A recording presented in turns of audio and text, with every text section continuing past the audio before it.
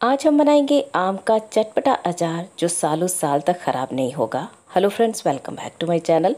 दोस्तों, आज मैं आपके लिए कच्चे आम के अचार की रेसिपी लेकर आई हूँ और इसे बनाना बहुत ही ज़्यादा आसान है। अचार लंबे समय तक ख़राब ना हो और सालों साल चले, इसीलिए रेसिपी को कंप्लीट देखिए। वीडियो को बिल्कुल भी स्किप करके मत देखिएगा।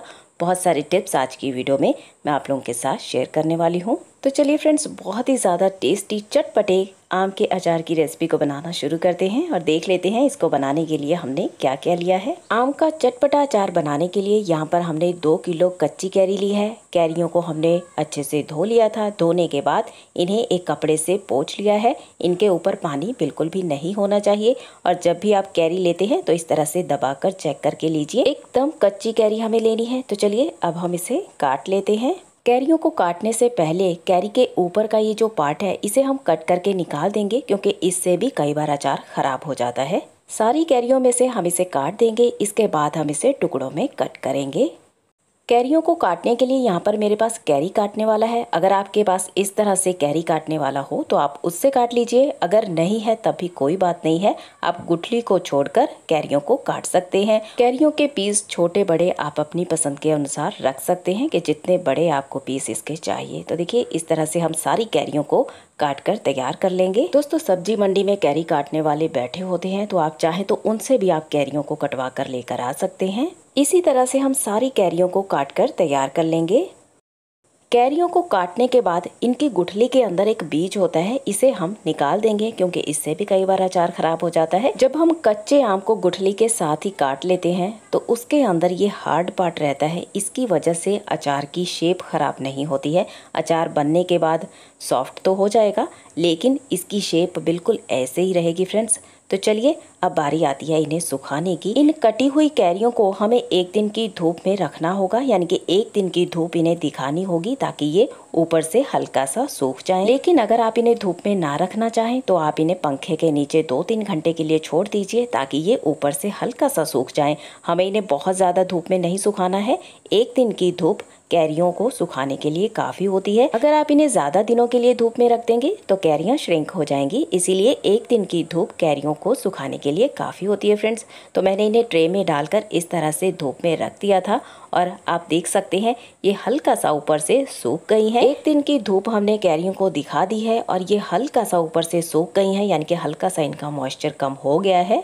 तो चलिए अब बारी आती है अचार बनाने की। अचार बनाने के लिए सबसे पहले हम तेल को गर्म होने के लिए रख देते हैं। तो यहाँ पर मैंने 2.5 कप सरसों का तेल लिया है। तेल को हम कढ़ाई में गर्म होने के लिए रख देते हैं। तेल को हमें धुआं उठने तक गर्म करना है, क्योंकि हमें अचार में कच्चा तेल नहीं डालना है। अचार में कच्चा तेल डालने से कई बार अचार खाने के बाद खांसी वगैरह हो जाती है, इसीलिए हम तेल को पकाकर डालेंगे।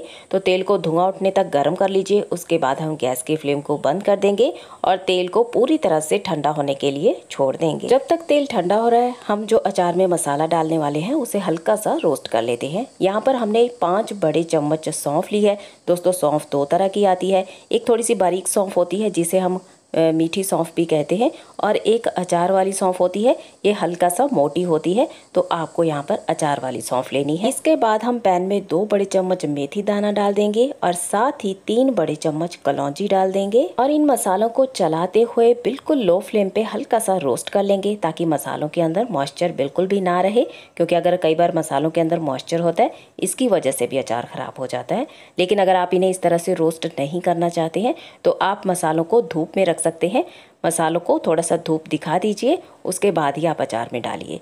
तो हमने इन्हें हल्का सा लो फ्लेम पे रोस्ट कर लिया है। अब हम इन्हें प्लेट में इस तरह से फैला देंगे ताकि मसाले बिल्कुल ठंडे हो जाएं। यहाँ पर तेल अच्छे से ठंडा हो चुका है। इसके बाद जो मसाला हमने रोस्ट किया था वो मसाला भी ठंडा हो गया है। सारे मसाले को आप तेल में डाल दीजिए। तेल के अंदर ही हम सारे मसाले डालकर मिक्स कर लेंगे। इसके बाद हम इसमें सूखे मसाले ऐड करेंगे। तो पहले आप इसे इस तरह से हल्का सा मिला लीजिए।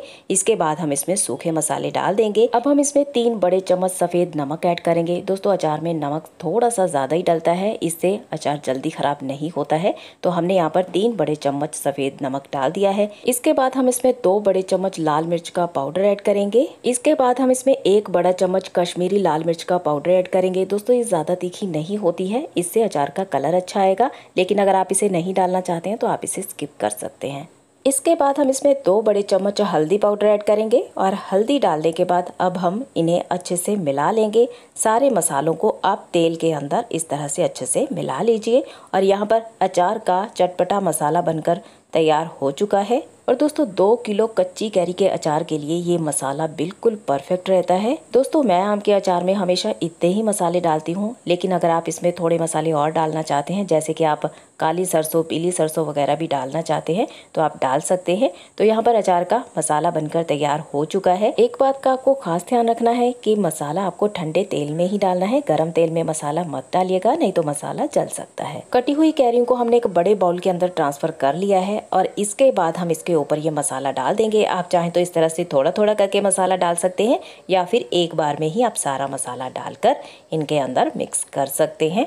तो चलिए सारा मसाला हम एक बार में ही इस तरह से डाल देंगे और इन्हें मिक्स कर लेंगे। दोस्तों अगर आप इस तरह से आम का अचार बनाएंगे तो आपका आम का अचार कभी भी ख़राब नहीं होगा। मैंने बहुत सारे टिप्स आप लोगों के साथ वीडियो में शेयर किए हैं और स्टेप बाय स्टेप आपको सारी चीज़ें बताई हैं। अगर आप सभी स्टेप्स को फॉलो करते हुए इस तरह से आम का अचार बनाएंगे तो वो एकदम परफेक्ट बनेगा और सालों साल आम का अचार ख़राब नहीं होता है। अभी हमने अचार में 2.5 कप तेल ही ऐड किया है। हम बाद में थोड़ा सा और तेल भी डालेंगे अगर हमें लगेगा कि अचार में तेल कम है। अगर आपको इस तरह से बाद में तेल डालना हो तो आप तेल को गर्म कर लीजिए और उसे पूरी तरह से ठंडा होने के बाद आप अचार में डालकर मिक्स कर लीजिए, क्योंकि अचार में थोड़ा सा तेल अगर ज़्यादा रहता है तो उसकी वजह से भी अचार जल्दी ख़राब नहीं होता है।